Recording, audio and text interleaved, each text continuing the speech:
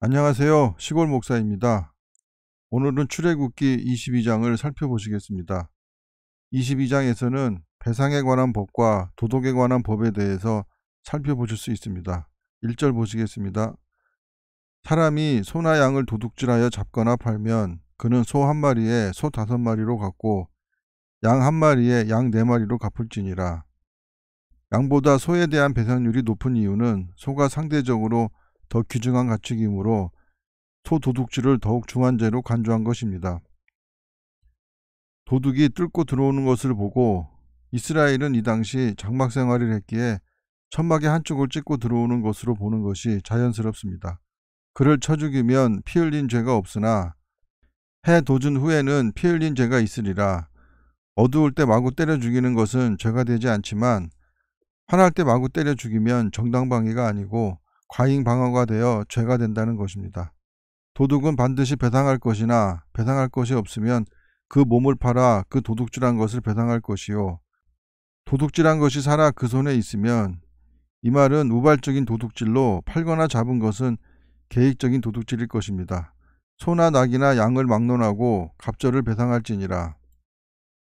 사람이 밭에서나 포도원에서 짐승을 먹이다가 자기의 짐승을 놓아 남의 밭에서 먹게 하면 자기 밭에 가장 좋은 것과 자기 포도원에 가장 좋은 것으로 배상할지니라. 불이 나서 가시나무에 댕겨 가시나무는 밭의 경계를 표시하기 위하여 주위에 둘러서 쳐놓은 가시나무 울타리를 가리킵니다. 낯갈이나 거두지 못한 곡식이나 밭을 태우면 불러온 자가 반드시 배상할지니라. 7절 보시겠습니다. 사람이 돈이나 물품을 이웃에게 맡겨 지키게 하였다가 여기서 물품은 그릇, 가구, 우류 등 재물이 될 만한 집안의 모든 가재도구를 총칭하는 말입니다. 그 이웃집에서 도둑을 맞았는데 그 도둑이 잡히면 갑절을 배상할 것이요. 도둑이 잡히지 아니하면 그 집 주인이 재판장 앞에 가서 자기가 그 이웃의 물품에 손댄 여부를 조사받을 것이며 어떤 잃은 물건, 즉 소나 낙이나 양이나 의복이나 또는 다른 잃은 물건에 대하여 어떤 사람이 이르기를 이것이 그것이라 하면 물건을 맡겼던 자가 물건을 보관했던 자의 재산 중에서 일부를 자기 것이라고 주장하는 경우를 말합니다. 양편이 재판장 앞에 나아갈 것이요 재판장이 죄 있다고 하는 자가 도둑질한 죄와 무고죄 둘 중에 하나를 말합니다. 그 상대편에게 갑절을 배상할지니라. 10절 보시겠습니다. 사람이 낙이나 소나 양이나 다른 짐승을 이웃에게 맡겨 지키게 하였다가 죽거나 상하거나 끌려가도 본 사람이 없으면 두 사람 사이에 맡은 자가 이웃의 것에 손을 대지 아니하였다고 여호와께 맹세할 것이요. 히브리인들에게 있어서 맹세란 하나님의 권위를 빌어 약속의 정당성 및 약속 이행의 절대성을 보증하는 행위였습니다.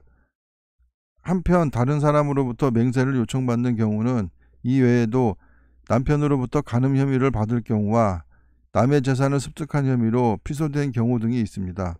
그 임자는 그대로 믿을 것이며 그 사람은 배상하지 아니하려니와 만일 자기에게서 도둑 맞았으면 그 임자에게 배상할 것이며 관리 소홀로 인한 배상을 말합니다. 13절 보시겠습니다. 만일 찢겼으면 그것을 가져다가 증언할 것이요 그 찢긴 것에 대하여 배상하지 아니할지니라. 야곱이 라반의 양떼를 지킬 때 그 찢긴 것에 대해서도 배상했던 사실로 볼 때 당시의 목자들은 양떼의 주인에게 억울하게 손해를 배상했음을 알 수 있습니다. 그러나 본절에서 하나님은 이를 막고 배상하지 않도록 하심으로써 가진 자들의 횡포로부터 없는 자를 보호해 주셨습니다. 만일 이웃에게 빌려온 것이 그 임자가 함께 있지 아니할 때에 상하거나 죽으면 반드시 배상하려니와 남의 짐승이나 물건을 빌려 쓰는 일에도 각별한 주의와 신경을 써야 함을 보여주고 있는 규례입니다. 그 임자가 그것과 함께 있었으면 배상하지 아니할지니라. 만일 새낸 것이면 새로 족하니라. 사람이 약혼하지 아니한 처녀를 깨어 동침하였으면 순결을 범한 자에 대한 처리 규정으로 그 처녀가 정혼한 처녀라는 불가피한 경우가 아닌 이상 둘 다 돌로 쳐 죽여야 했습니다. 납폐금을 주고 아내로 삼을 것이요 그 처녀의 부모 허락이 있을 때 은 50세겔을 내고 결혼하되 평생 이혼할 수 없었습니다. 17절 보시겠습니다. 만일 처녀의 아버지가 딸을 그에게 주기를 거절하면 그는 처녀에게 납폐금으로 돈을 낼지니라. 당시 자식은 부모의 소유물로 간주하였으므로 자식에게 해를 입힌 것은 결과적으로 부모의 재산에 해를 입힌 셈이 되기 때문입니다. 너는 무당을 살려두지 말라. 우리나라 무당의 수가 100만 명이라고 합니다. 짐승과 행음하는 자는 수가는 애굽에서 종교의식의 하나로 실시되었다고 헤로도토스가 전하고 있기에 애굽에서 나온 이스라엘 백성 중에서 이 영향을 받아 수간하는 자가 있었던 것 같습니다. 반드시 죽일지니라. 여호와 외에 다른 신에게 제사를 드리는 자는 멸할지니라. 제2계명을 어기는 자를 말합니다. 너는 이방 나그네를 압제하지 말며 그들을 학대하지 말라. 너희도 애굽 땅에서 나그네였음이라. 애굽에서 이방인이 되어 겪었던 서름을 먼저 체험한 자들로서 이방인의 심정을 헤아리도록 하기 위한 법입니다. 너는 과부를 보호하기 위해서 특수복장을 착용토록 규정하기까지 하였습니다.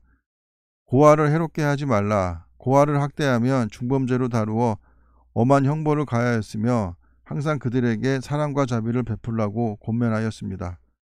내가 만일 그들을 해롭게 함으로 이들을 학대하는 것을 가장 잔인한 범죄로 간주하였습니다. 그들이 내게 부르짖으면 내가 반드시 그 부르짖음을 들으리라. 나의 노가 맹렬함으로 내가 칼로 너희를 죽이리니 너희의 아내는 과부가 되고 너희의 자녀는 고아가 되리라.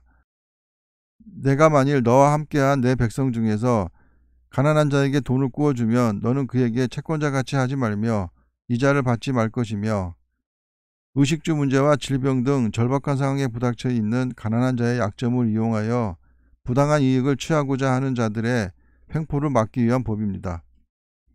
내가 만일 이웃의 옷을 전당 잤거든 해가 지기 전에 그에게 돌려보내라.